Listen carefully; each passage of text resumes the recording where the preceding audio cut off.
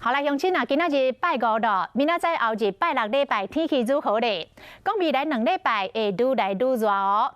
今仔日有6个县市来发布到高温的灯号，明仔载拜六也是高温炎热。也毋过，这个中南部都要注意，透早到早起可能会落一寡蓝山雨。啊，若到礼拜后就较停咯。无落雨的时阵，紫外线的指数会增强，出门一定要防日头晒，加啉一寡滚水。啊，若到拜一的上班日，搁回到过道雷阵雨的天气形态，所以这阵仔出门，乡亲上好拢爱扎雨伞。日头遐尼大，天气遐尼热，无加伞改是袂使，热浪一波搁一波。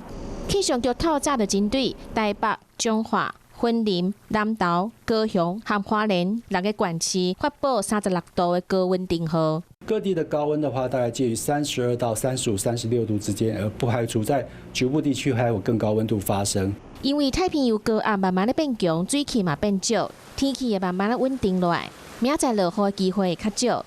明天来讲到下礼拜4这段时间的话，天气会更稳定一些。午后雷阵雨的区域的话，就会逐渐减少到大台北地区，还有东北部地区以及各地的山区。天气虽然有较稳定啊，但是雨伞嘛是先收伫包包内底。日头伤大的时阵，也是讲落雨的时阵，拢会当用。气象局嘛提醒，中部、上北、东北部还有山区，今仔日还有落雨的机会，嘛可能会单雷，雨嘛真透。拜六和礼拜天气嘛是真热，今仔日还有破雨的可能。明仔载敢若透早可能湿雨，礼拜时阵紫外线指数拢伫过量也是危险的等级，来提醒一下出外要补充水分，唔通叫热着。